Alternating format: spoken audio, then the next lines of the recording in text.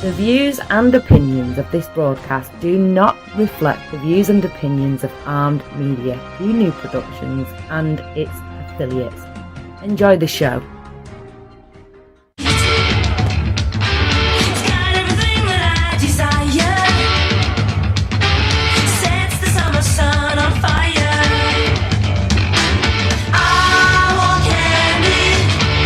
User joined your channel. What's up, everybody? Welcome to Ask for Candy, 101 ways to make your love and your life sweeter. I am Candice, HarperLoveCoach.com, and welcome back for another Monday, another week. Those of you who are listening on Armed Radio on your smart device in the TuneIn app, or maybe you're in the garden. You know I love the garden with Armed Radio Global, or perhaps you are on Facebook, you're a social media head like I am, and you are tuning in to watch us live so that you can play with us and comment and watch us be held in fun. I have a guest tonight, everybody.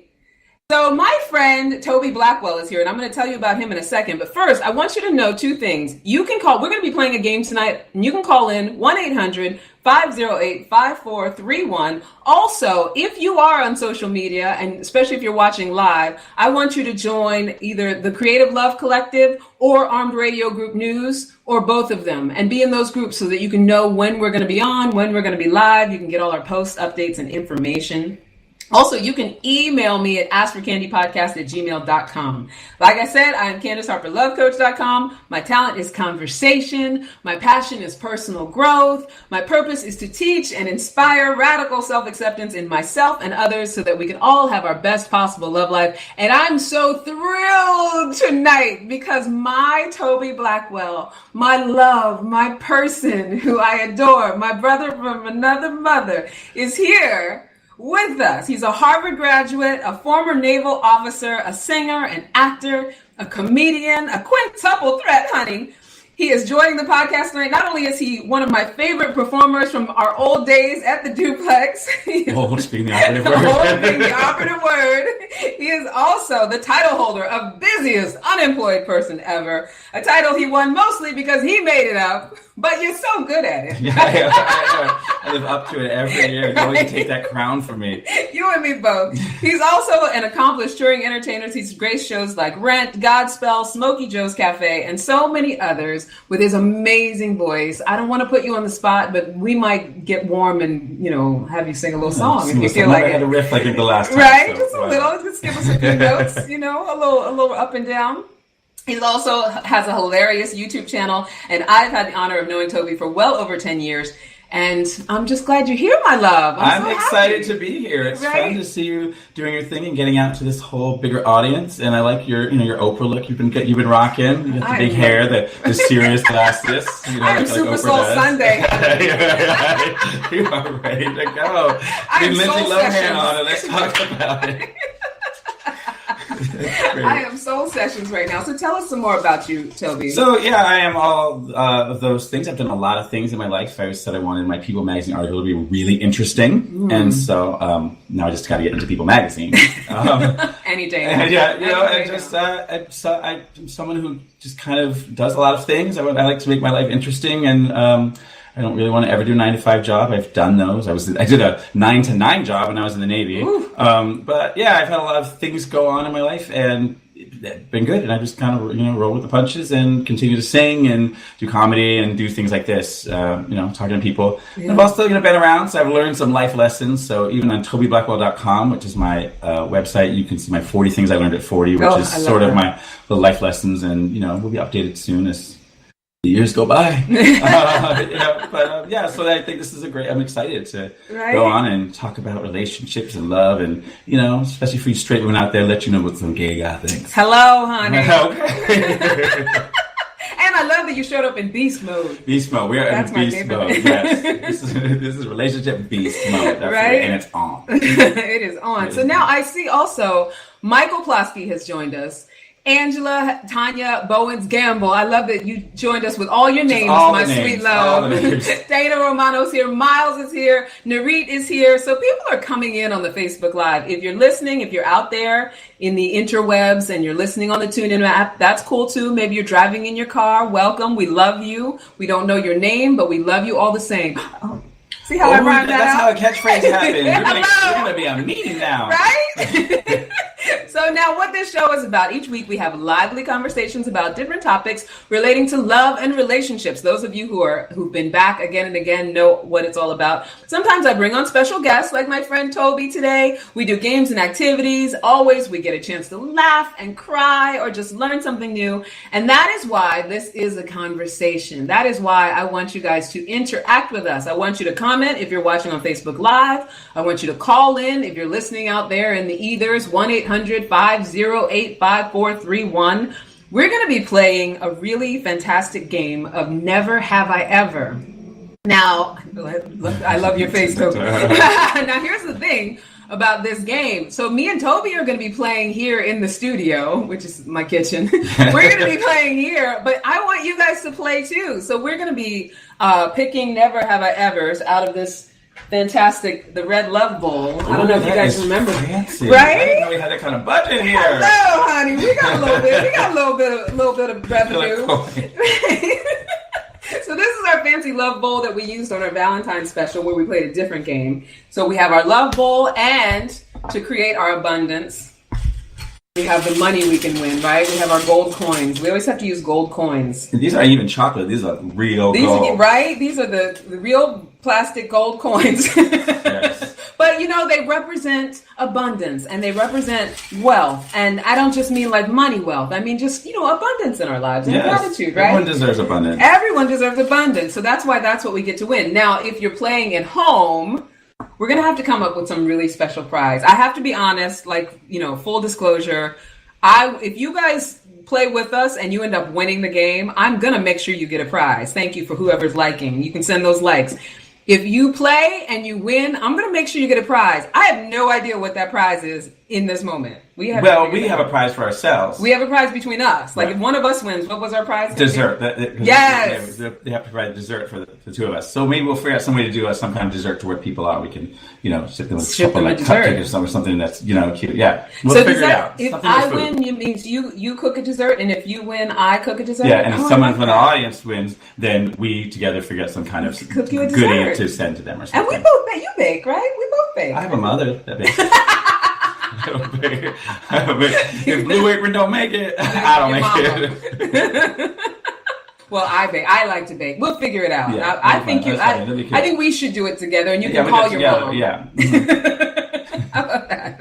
All right. So who else joined? Chris joined. Scott joined. I'm so glad you guys are here. Are we ready to play? Yeah. So the way we're going to do it, sometimes this is a drinking game. The way we're going to do it is we're just going to have an amount of time that we do it, because we're going to be able to, as we pick a Never Have I Ever, if we've done it, let's say both of us have done it, we both get the opportunity to tell the story about whatever it is. So if you've done it, you get one gold coin. Now, you at home on Facebook, you're just going to hit that like button if you've done it, and that's great. Yeah. But if you've done it and you comment and you tell your story, you're going to get 3 coins, which we will have represented for you here. That will be your piece of abundance right here.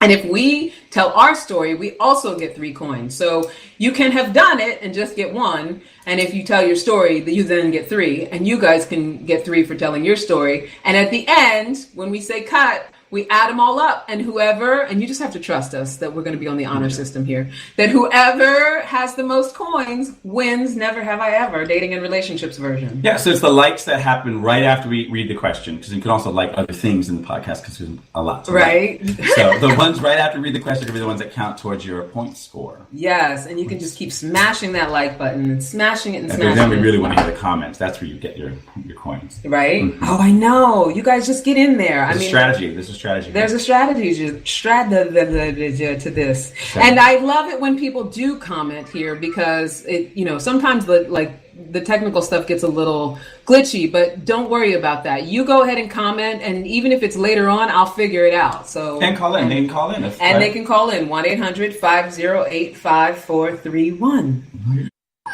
Should we get started? Should we play this game? Never Have I Ever. The Powerball number is Never have I ever eaten a coworker's food from the fridge. Oh, that one's light. And that. I mean, okay, so I get a coin. If anybody out there has ever done that. No, am I the only person who's ever eaten a coworker's food from the fridge? Interesting. I know that's not really a dating one. That's more of like a filler never have I ever. But still. Yeah, so what's the story? It says a lot about like how people treat it. Well, I'll say this. Like I used to temp. Are those really coworkers though? If you work someplace long enough as a temp, they sort of become your coworkers, right? But they're not enough of your coworkers that you like, care if you eat out. You respect their food. So we're going back a little bit. In my 20s, I used to temp, and sometimes when you're temping, you're a little hungry. So I might have eaten a half a sandwich here and there. Ooh, like a half in there, or did you create like it to be a half? Oh, like a whole sandwich would be in there. So you had the whole sandwich because no one's going to eat a sandwich that half of it already eaten. I got the half that I needed. Well, 3 points. I might have used people's dressings. Oh, there we go. All right, we need to get into the juicy one. Okay, is this juicy? Never have I ever hooked up with an ex's best friend. No, I didn't do that. You neither? Nobody, and they didn't. Nobody in the Facebook Live audience has ever hooked up with a best friend's ex. Good, we're all people of love integrity. I love that. Never have I ever had sex with anyone over 10 years older than me. I'm not telling the story. My story is easy. Your story. I am currently dating someone over 10 years. Yeah, like a few months over 10 years, and looks better than me. So good for him. Oh yeah. Is he like a Jack LaLanne? Is he like? It's ridiculous. I'm just like, why are you like a pretty young one? Yeah, and I already look young, but I mean, he looked young. Yeah. Yeah, he's great. Do you want to tell us a little bit about? I'll tell you, his name is Peter.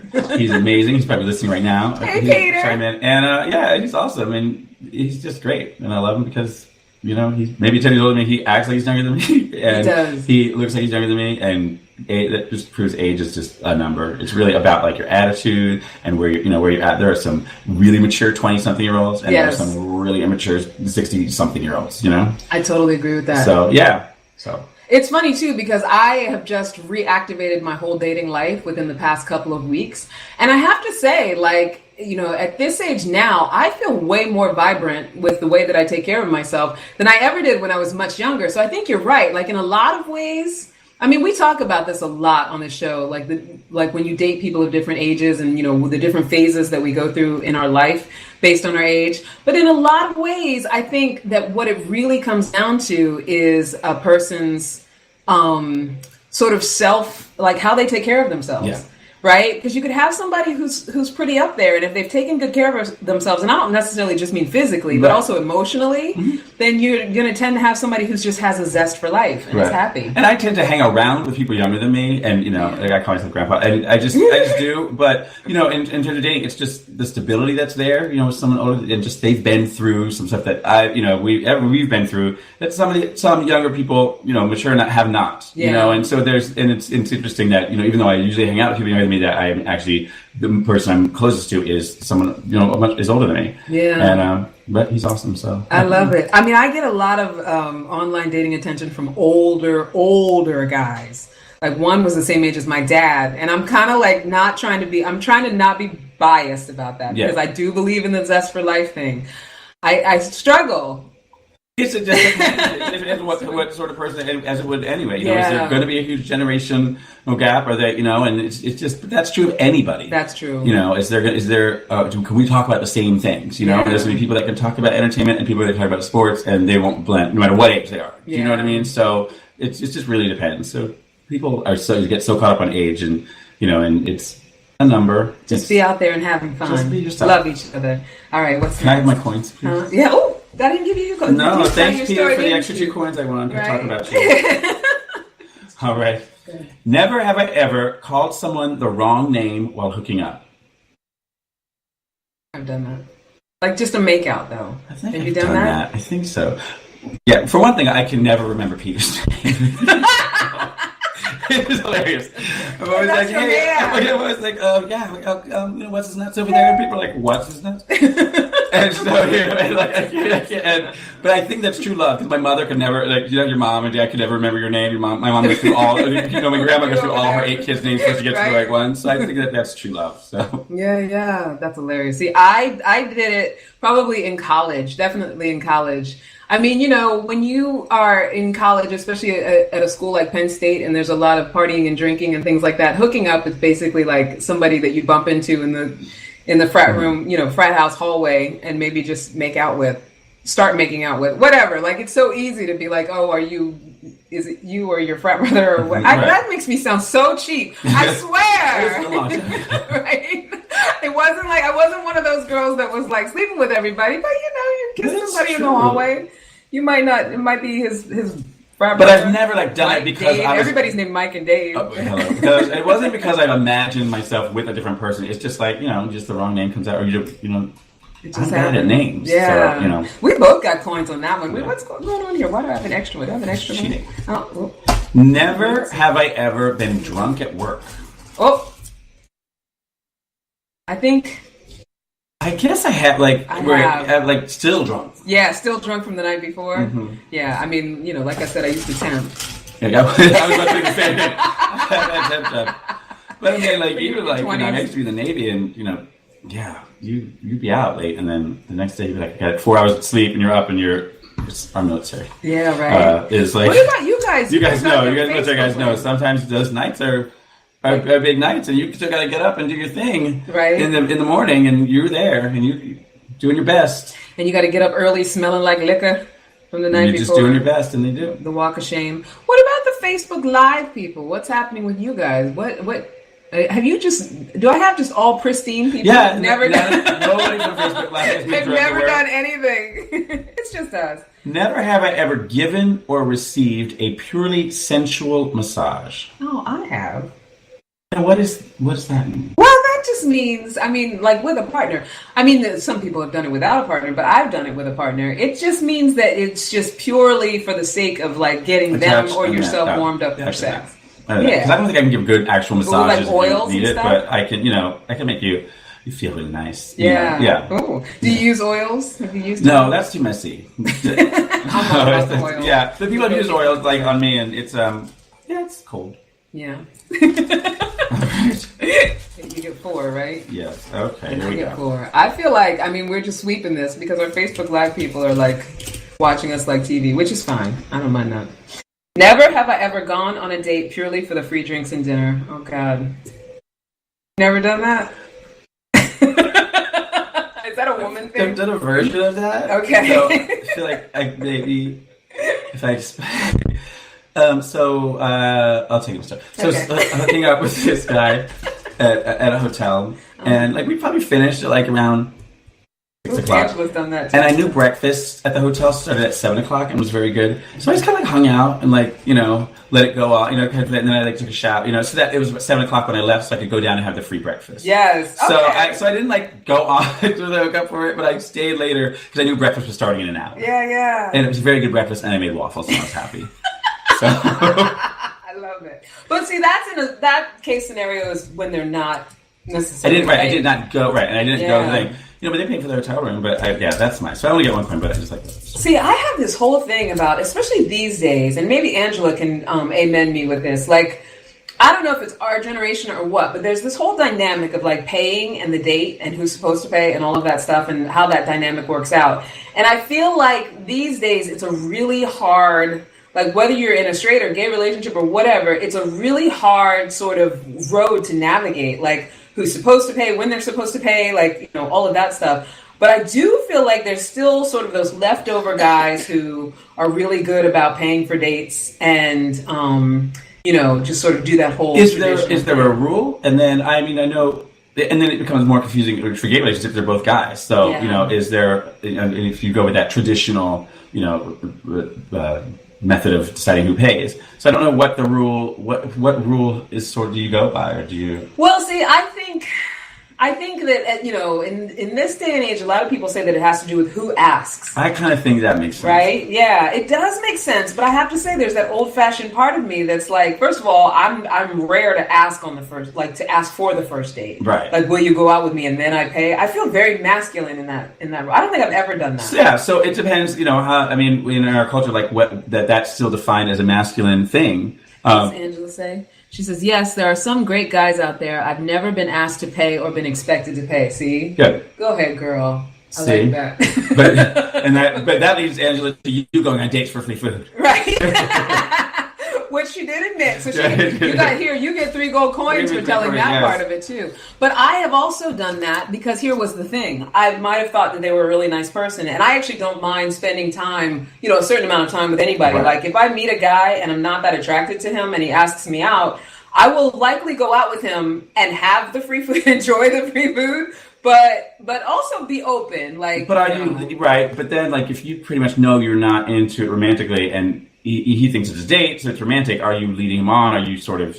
Are you really there for the food, or you could be there to make a good friend, but he thinks it's something else because he asked you on a date, and if it was not clear. Like, how do you feel about that? Or how does it usually end with these people? I think that's a good point. I will say this. I will generally say yes, even if I'm not initially attracted, just to see if there's a possibility. So I do approach it like there could still be a possibility I could become attracted. Mm-hmm. If it's somebody that I immediately know I'm not attracted to, I wouldn't be like, let me just go out with this person anyway to go ahead and get the meal. So, I get what you're saying because there's that level of like, Right. So you're still going on it as a date. There's a possibility. That's what a date is. Yeah. Really figuring out if that's going to be something. And it just it's not one that leads to anything. So. Yeah. So there's still possibility. Right. Okay. You don't like. Yeah. Yeah. But I have to say I do like I don't feel necessarily bad about just going.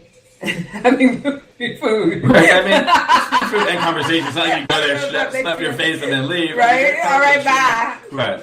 But sometimes you go into things thinking they're going to be better than that, and then maybe they surprise you. As long as you're open to it, I think that's the point of dating. Yeah, I agree. And being open to possibilities, I like that. Absolutely. And that you're kind to the person. Yes, and kindness always. I feel like even if you don't like someone, especially if they are paying, just be kind because it doesn't hurt. Right. You might become friends, and I always say they also might be the conduit to the person that you do really like. Mm-hmm. Sometimes that happens. You end up fixing each other up with other people. Yeah. All right. Never have I ever slept with one of my close friends who I was not interested in dating. Oh. No, I've not done that. You did that? Yes. Are you going to talk about it? No. No? I mean, it's a generic. It's like there's more than one. Just, Yeah. I'm gay. We go to Fire Island. Things happen. I hear that.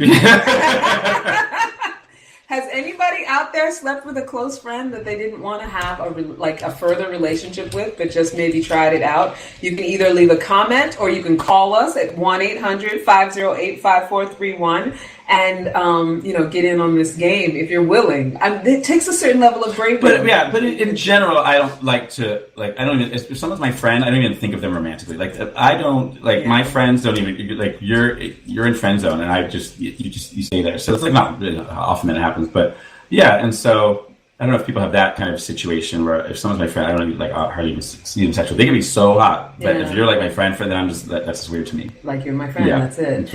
Does it count if you started out in a relationship and slept with them and then you became friends? Because I have a lot of people. I think the question is like they were already your close friend and you weren't going to date them. See, you weren't interested. Yes, okay. You have to have never been interested in dating them. Lee Schultz, hi Lee. Lee is here. Lee, we're playing Never Have I Ever. You have to join in. Please comment or hit the like button if you have done one of the things that we mentioned. Those of you listening in the garden, those of you on the TuneIn app, 1-800-508-5431. What's our next Never Have I Ever? Never have I ever faked an orgasm. Have you? Okay. I'm not going to discuss it. I'm going to need to get all of that. But Lee says he's done it all. Okay, Lee, you get a gold coin. And if you comment you're faking of the orgasm, you get 3 gold coins. Now, wait a second, because I feel like it's common for women, especially when you've been in a long relationship. But for men, it's not usually so common. This is going on for a long time, and so you just want it to be done. Uh-huh. Like you're like, I'm about to pull my back out, and it's time to go. And so you make some noises every day. It's like women, it's not common. I don't do a lot, but yeah. Lee says he did it too. Lee, you get 3 coins. Did I already give him his 3 coins? You give him 1. Okay, so 3 coins for Lee. Angela has 4 coins. Lee has 4 coins. And we don't know how many we have yet. We've beaten y'all. Y'all have to participate with this. So would it be bad of me to ask you, what does Angela say? I stopped when I turned 40 because I felt like you're absolutely right, Angela. You stopped faking them. She stopped faking them because she felt like she was cheating herself, right? Oh, because everyone thinks that whatever they're doing is good. Right? And then they never learn. Yeah, she's I mean, absolutely right on that. I mean, some people will never learn, but yeah. If you could have a teachable moment, yeah. Right? Oh, I hate that. When you, like, no matter what you say or how you try to communicate when someone doesn't get that you like something a certain way or that you know, I don't know, whatever. Is it bad of me to want to know the details? You're going to have, maybe you can tell me after the podcast. But I want to know the details of how a man fakes an orgasm. Here's how a woman does it. It makes some noises. And really? Yeah, but there's, you know, like I was watching Bert Kreischer earlier, who's this comedian who always like does his stand-up with his shirt off. He's hilarious. But he was talking about how, like with men, there's evidence. It's so funny because he was talking about this exact thing. You can figure that out. What's Lee say? It was one of those times that shouldn't happen. I made the orgasm face. The sex was horrible, and I wanted to be done. Lee told the story. I love it. It's the same thing. Yeah. I made the orgasm face. And it's usually like some sort of porn. And as you're making the face, the fake version of it, you're like, wow, the real face must look really crazy. Right? Lee says you have a condom on, a little shiver, and that's it. Thank you. That's exactly what happened. That totally makes sense. I feel like, Lee, you get an extra gold coin. I mean, because so much sex is acting anyway, you know. You know, people make the noises they heard in porn, and you know, it's just another form of acting. You just have a really big dramatic finish. Yeah. All right, that all makes sense. Okay, never have I ever kissed someone without knowing him or her. Well, wait, I mean, like, how do you classify knowing? Because are we talking You made the questions up like that. I got these off online. I didn't write all these questions. Like, without knowing her, you mean like knowing... I don't know. Like a stranger or someone you just met? Yeah, like, okay, so let's say a stranger. Yeah. You kissed a stranger? Oh, you all right? Yeah, a stranger. we have like a lot of stuff on the table. You guys can't see. Right. Yeah, this set is very tight. It is.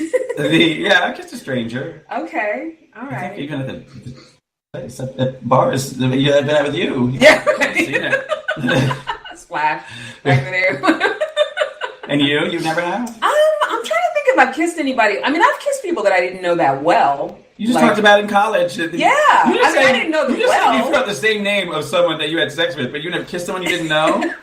You just jumped right to the home run, like you shoot for the outfield and you make it all around.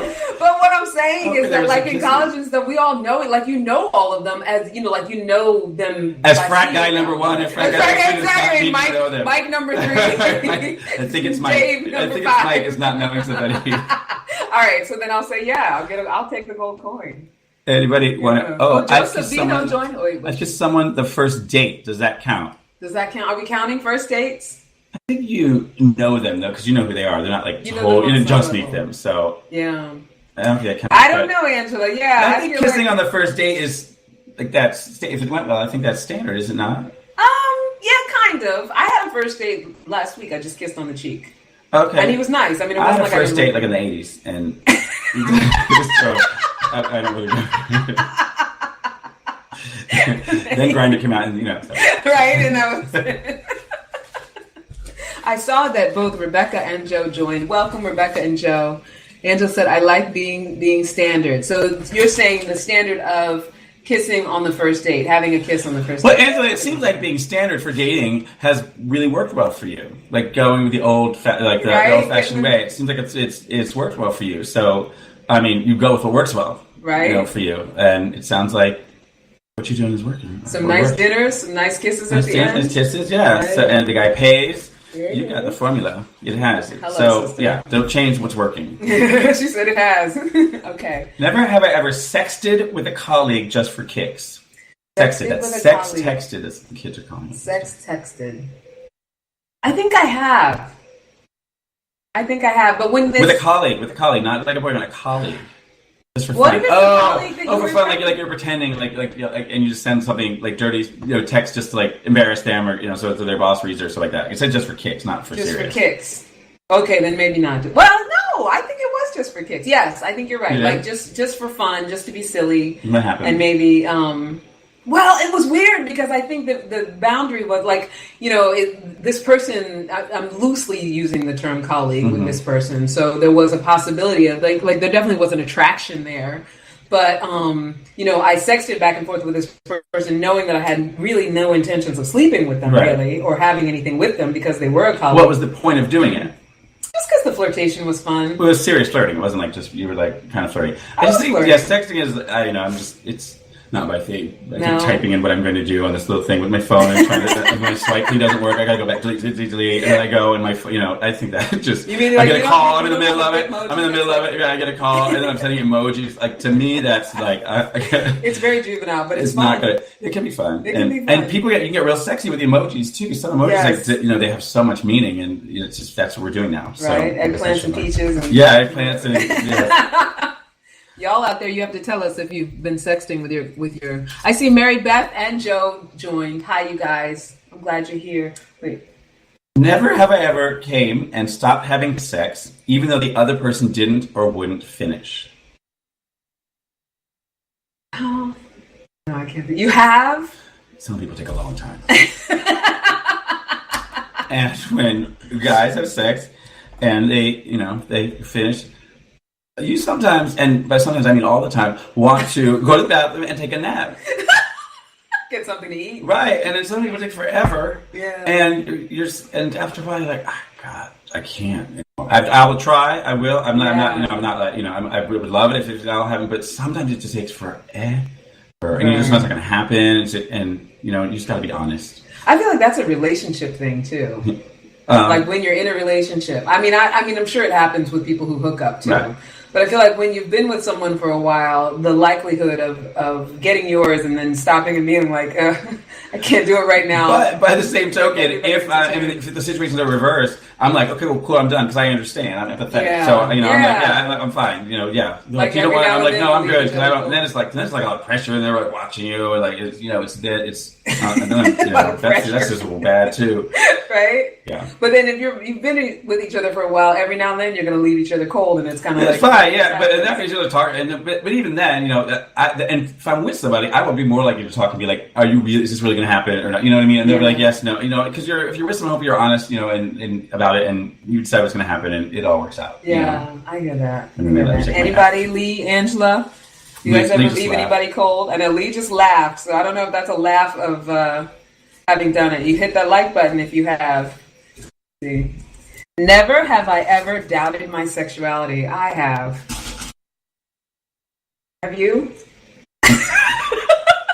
No? Not even for a second, ever? Mm-mm. Wow. Well, I always talk about it because obviously I have a lot of lesbian friends, obviously. I'm a love coach. So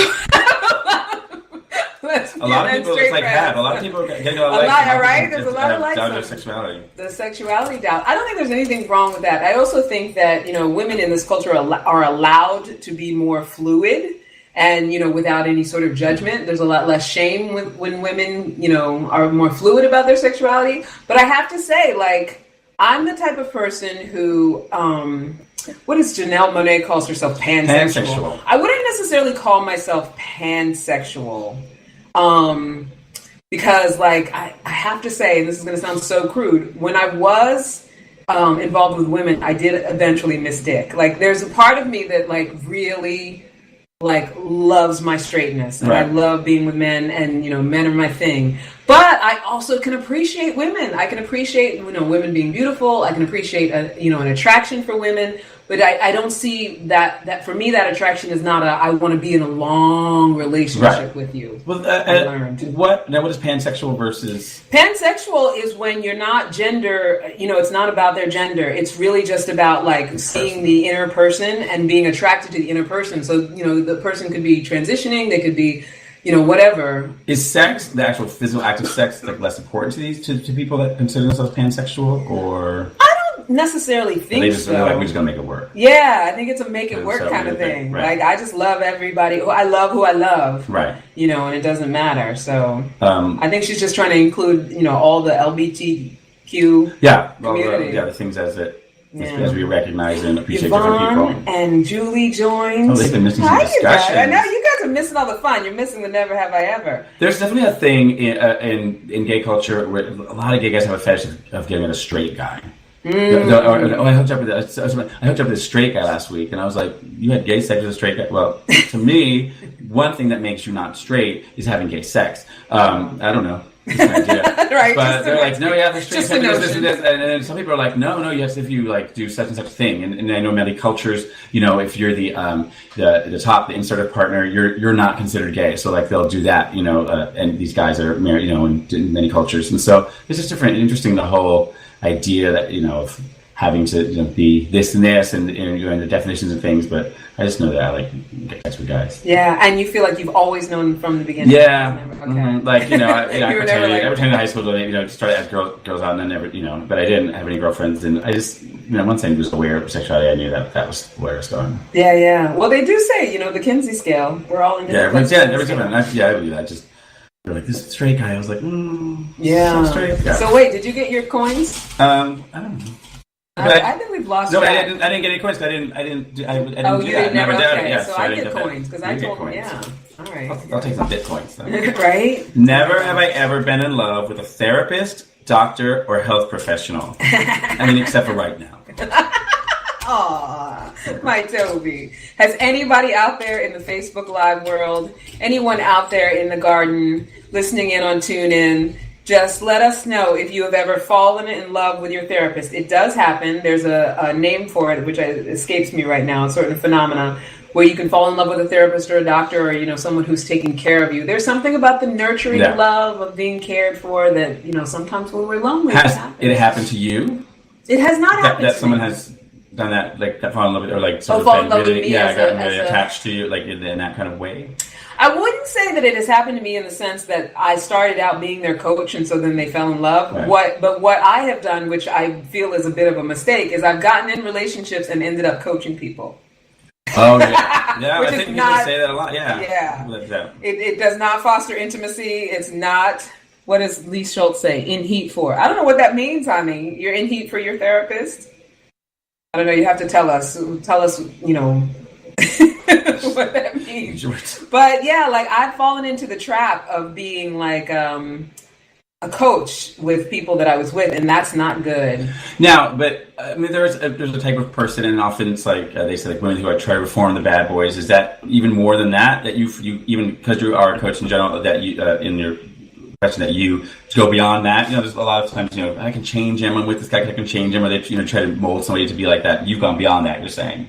Yeah, and here's the thing about that, because I definitely suffered from that syndrome of being that woman who could fix him, of feeling like I was that woman that could fix a bad boy. Like I used to have serious bad boy addiction, which is part of the reason that I became a love coach. But what that evolved into until I got aware of it was just these new skills that I had that I could coach them, like I could really fix them now because now I have all these tools. Right. And it took like learning that's just not like actually having to experience it, not just knowing it in my head, but really coming up against like being with someone who had serious addiction. Serious things, yeah. Yeah, that I couldn't fix that for them. Right, and they shouldn't be in a relationship anyway, probably, until they fix themselves. Absolutely All not. right, Lee has commented, whatever. Lee says lust. She was my doctor. Oh, Lee, honey, you just earned 4 And then he says fun. Fun. Good for you, honey. Here's your 4 coins. Lee's Racking up a little bit of money over here. Lee might be getting some desserts. It happens. You have to say. Never have I ever used a dating app to one night stand it. Now, can we get a coin for every incident? Because if that I have one. You do? You do? You can get a coin for every incident. No, I have. You'll be rich. All right. For what? For one night stands. I mean, that's just talk to any gay guy about Grindr or Scruff and the apps that are out. It's very interesting. It's sort of also led. It's been part of the demise of a kind of like sort of the club. The big clubs and stuff that we used to have, and the social aspect of being gay, where you go out. You don't have to now. You can go home and order sex in, and so it's like interesting. pizza. Yeah, and I'm glad that these apps were not around when I was younger. Right. I was a little more mature than when they came out, because I don't. Young people today have a lot of avenues to get in some situations. Yeah.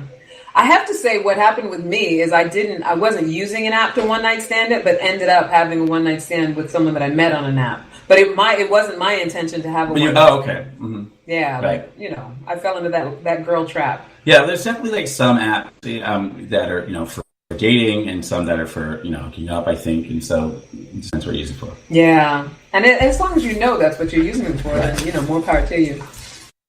But be safe. Condom. Let's do one more, and then let's see if we'll do our, what does my gay friend say? All right. Never have I ever had to delete provocative email exchanges or text threads out of fear that my partner would find them. I had to do that. You did? Yes, but not because I was doing anything untoward, but because I was with someone who was mistrustful and would check my phone and thought that everything was something untoward. Yeah, a lot of people are reacting to this. They've been in that situation. I see Michael Ronan just joined. What's up, Mikey? Yeah, like I think this can go both ways. It could either be that you're up to no good. Yeah. Or, like I said, like in my situation, it was just I had to, this person was mistrusting and, would go through my things, read my diary, all that stuff. So I had to start hiding things. I've been in a situation, not that I've deleted things, where you've left information out because you think the person can't handle it, whatever, and you know what I mean. And sometimes it's just you go overboard, like and you really honestly were like, it was nothing in there, but they're going to go crazy and think that it was something. So you don't. It's just easy to not tell them. But I've never gotten it deleted, anything like that. But obviously the bigger problem is that why are they going through your phone? Why are they going through your phone? Hit the like button if you have ever. Should we say if you've ever gone through your partner's phone? If you've ever if you're an advocate, with or without them knowing. Yeah, with or without them knowing. If you're an advocate of going through your partner's phone for whatever reason, no judgments here, just to kind of get an idea of what the climate is about that. I'm totally against it. I feel like if I got to go through your phone, then there's something wrong. Something's wrong. Somebody's liking out there. So these likes are people that do want to.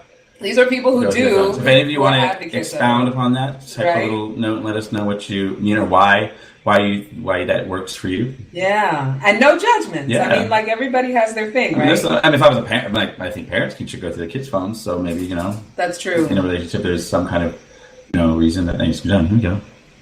Not an advocate, but I've done it. I got you. So you did it, and then you were. But you don't want to be doing it. I mean, I get how there's that temptation. Angela, did you find what you thought you would find? Lee says he's against it. Angela, chime in with whether you found something. Because they also say that when you go looking, you do find too. Right. I think that, if you're not against it and you're going looking, then you already think that there's something going on. And hopefully you have a reason for that. And this is just confirming something you already know. Which I think is the thing that a lot of times we know things and we need another confirmation that we know it, even though we really do know it. We really do know it. But then even with that, I feel because I think when we listen to our intuition does tell us.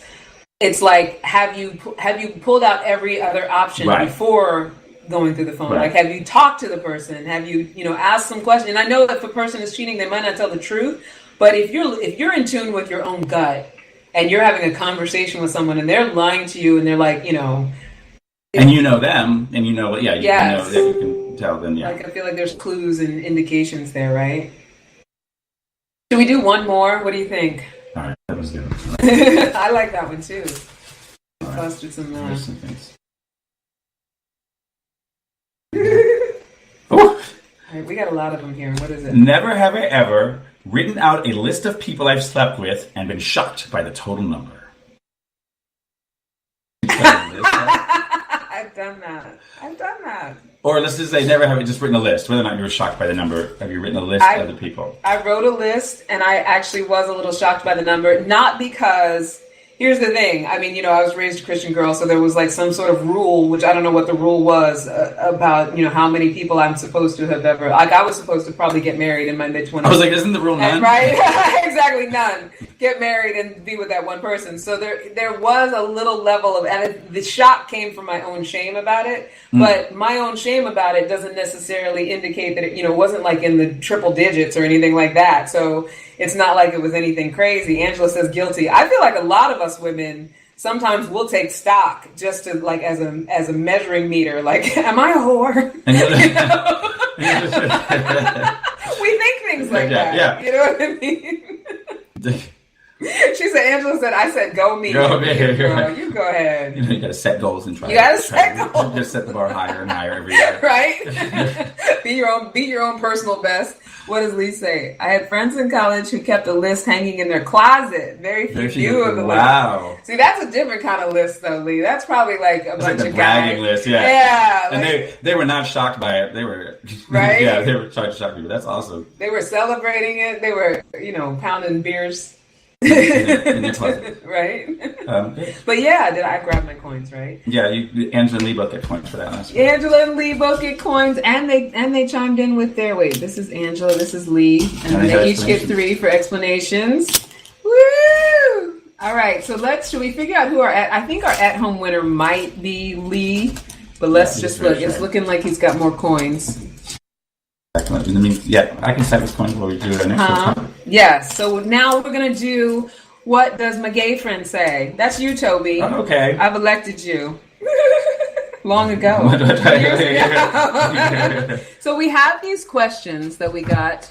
So we do a combination of like email, interwebs, client questions, whatever. So I grabbed a couple of these questions, probably offline, I would say, maybe Reddit. And I thought they were really interesting because this first one, it really resonated with me. Now, we probably will only have time for the one, but let's just do it. So this weekend, after 18 months together, my boyfriend told me that he cared very deeply for me and that we had the best partnership he'd ever experienced. But he did not love me because there was just something missing. So he ended things in a kind and mature way. We're both in our 30s, and the entire thing has been kind and mature and caring. And sexy and vulnerable and honest, she puts in parentheses, from the beginning. I've dated my share of guys who were bad partners, and this guy was a good one. And although I am hurt, I get it. I also know that he was always a little bit on the fence about letting me fully into his life, literally and metaphorically. Whenever I would go to his apartment, there would never be a place for me to sit. He would have clothes and books and projects piled on every single one of his chairs and his sofa. So I kept waiting for him to start taking the actions that would let me in. And he kept waiting for the spark that would make him want to move forward. And in the meantime, we made a fun little team. In the end, although I am sad that he and I aren't going to continue our team, I respect him and I get it. And to be honest, at my core, I'm feeling a little bit of relief. I want someone who wants to let me in fully. What is flooring me is the piece about how he didn't love me. None of the guys I've dated long term have ever loved me. They've liked me a gosh darn awful lot, but boy, oh boy, do they not want to pull out those 3 little words. And I think I'm lovable, both in my innate humanness and in my adult life. I have my shit together. I went to a therapist as a preemptive measure because I knew this most recent boyfriend and I were about to have either the breakup conversation or the let's start taking steps towards building a life together conversation. And I wanted to talk through how to approach both scenarios. My therapist said there's nothing about you that is getting in your own way. You have remarkable communication and emotional coping skills, and you and your boyfriend have a slightly evolved partnership. Use the words highly evolved. She did warn me that the fact that he wasn't physically making space for me in his apartment was a red flag, yes, which I knew. We agreed that whatever happened between me and the boyfriend would happen in a mature and respectful way, and that I would be able to handle it vis-a-vis my remarkable coping skills. And all of these things have come true, and I'm still not fucking lovable. I should be cherished. Also, I'd like to think that there's a difference between a good person, why don't you date me? And I'm a good partner, why don't you love me? But maybe there isn't. And when I got broken up with, I didn't go why. I went, okay, that's sad, but it's true and right and reasonable. I know what the truth of a relationship is, but I ache that the truth is always, I don't love you, goodbye, instead of I love you, but goodbye. I know I am not owed love. I also wonder sometimes if I don't know what love actually feels like, since so many grown men have told me it's been missing from our relationships. So what is love, and why is it missing from my highly evolved partnerships? What do you think, Toby? I know what I think. I know what. So here's the thing that this woman does not love. The truth. Because there is either that or love giving her money to a good therapist. There's no way her therapist said all these things without saying anything negative. If we're reading this letter, which was so long. In so detail about this thing. There's just so many lies in here. So let's just start at the beginning. So she says that he says he didn't love me and all this, but I was fine with that. Someone who's fine with that doesn't write a page and a half letter to somebody after going to a preemptive therapist and doing all these things. So, if you want to lie to yourself, that's fine, but don't write it in a letter where people are going to read you lying as well. Exactly. What do you think of that? Well, I mean, I think that's absolutely right. But I also, not only is she lying to herself, but she's doing what a lot of, and I've done it myself, those of us who are, consider ourselves in the personal growth sort of, space, is that we get so good at the language and we get so good at the tools and figuring out what what's kind and mature and having unconscious, or conscious uncouplings and things like that. We get so good at that stuff, right? And none of it is connective. So, basically she's in her own catch-22 right here. Because a lot of the things that she's talking about, these guys who have never loved her. And what I would ask her if I were talking to her directly is, have you loved you and have you loved them? Because we always assume that other people feel what we feel. So we get in relationships with people and, I don't want to marginalize women, but I know that women in particular, we like to pull someone in and mold them and kind of force them to be what we want them to be. And so a lot of times, we don't necessarily really have love for that person. We just figure we can make them be lovable, or we can... It's not as common even with guys, but even with gay guys, a lot of times, I have many friends who do this today, in a hookup or whatever, will latch onto that person, and all of a sudden, they're dating, and one person's acting like they're in a relationship and they're dating, and the other person is not acting like that, because the other person is not in a relationship and dating. Sometimes people put something on other people, and that's not fair to the other person, and probably the other person, no, and then all of a sudden there's this big argument, this big blow up, and you're like, what's going on? Were they dating? Were they not dating? One person's telling you one story and believes it, another person's telling you another story and believes it, but that one of you people is just in their minds have made up this story that we're dating because we hooked up that one time, or whatever happens, and so I think it happens. So it even happens in gay relationships when it's two guys. I think it's less common. I think that the more common thing we see is with women doing that. But so when there's not relationship clarity, there's not even a thing, or one person has literally just made they've gone 8 steps forward in their mind, and the person and they've left the other person behind, but the other person's with them in their mental journey, and then they've convinced themselves that that's what's happening, that that's really what's going on, but then and it leads to this struggle, and you're like, how are you fighting? You're not even dating, but in their mind they are, right? Like we are in a relationship. Yeah, right. In their mind they're like. There was another thing that you said about the therapist, not like a therapist to tell you there's nothing about you that's getting in your own way. She didn't say that. There's no way that if she's a licensed worth her salt therapist. Right. I was like. Right? She went and saw Jane Lynch from 2.5 Men. Right. That was like, come on. Because we all if our relationships aren't working out, if our love life is not working out, we are the only ones who can get in our own way. Well, it's clear when she says there's a pattern. Nobody has ever loved you. Nobody. It's going over and over. That's the pattern could be that you choose a certain type of guy. That's still you chose them. But I think more the pattern is also that you are dating a hoarder, because it sounds like his problem on this. He's got clothes and books. Unless he literally had one book in every slot, which was deliberately here she comes and he's placing a book in every seat, milk crate. I'm working on all these projects, and and he, you already knew, and the thing is, she also doesn't trust herself. She already knew that this wasn't going to go. She went to therapy in advance. Yeah. And she also, she knew there were signs, but we made a great team. A team of doing what? Were you playing tennis? Were you solving crimes? What is that about? And then, she says, she's that, and so she knew, she didn't believe herself, and then she used all these buzzwords that she learned in books and stuff, I'm just going to be mature, and she even puts them in quotes, and the thing you guys couldn't see that, she puts them in quotes, because she knows that they're fake. She's been words that she was supposed to use. She's not in touch with her actual feelings, which are feelings of neediness and writing long letters. Right? Exactly, writing long letters. And these pitfalls of personal growth, because the thing is ultimately when we're really applying it, the authentic connection, that's what causes the intimacy, and that's what creates this love. So if you guys were really having such a great time together and really were, like Toby said, working out as a team for what? Then what was missing was that, and probably he just didn't know how to put, his finger on it. He said that there was something missing. What was missing was actual intimacy. Right. And you can't be intimate with someone while you're in personal growth mode and you're just rattling off the the tools or rattling off. Yeah, and I can imagine if she's this needy after, she was probably very needy during the thing, during the time. Yeah. And, we go through our stages. You live and you learn, but you got to realize when you have a pattern. And that, patterns are good because they teach us lessons. The one person you shouldn't be lying to, though, is yourself. You really got to, know what, what your fault, your problems and things are. And I think that's the main thing. It's know yourself before you expect other people to treat you well. Absolutely. Absolutely. I see, look, all these people came in. Kevin and Brian and Beth. Oh my gosh. Beth said get a new therapist. Thank you, Beth. Right? Thank you, honey. Oh my gosh. We're at 5:57. We got to wrap it up.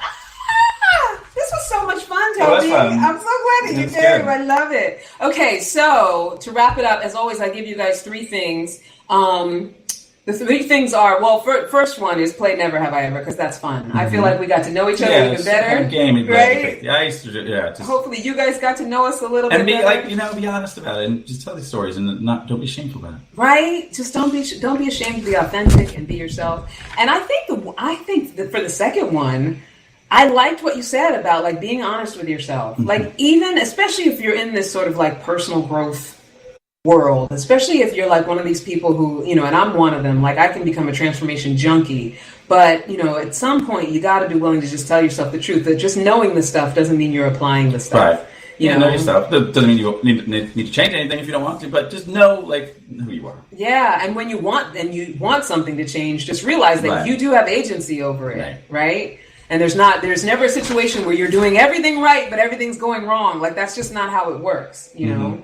So, and then the third thing to make your love and life sweeter for this week, sign up for a free coaching call. You can sign up with me. You can either comment on this Facebook Live thread, or if you're listening in, you can go to CandiceHarperLoveCoach.com and do a free discovery call. And I will tell you about my program, The Secret Art of Seductive Singlehood, which is where I teach women how to get their mojo back and get back into that dating space, the confidence back, get into that, healthy relationship building, loving space that we all want to be in, because everybody can get a relationship, but it takes self-love to get into a healthy relationship. We got 30 seconds left. What else do we have to say? Is there anything you want to say about where they can find you? TobyBlackwell.com. I'll be updating with some of my music and parodies, and that's it. All right, and you're going to have to come back. Until next time, never forget you are a love machine. If you ever start to feel like you aren't getting the love you need, just make more and always ask for candy. So goodbye to the people in the garden. Goodbye to the people who are listening to the app, the Facebook Live people who guys always say.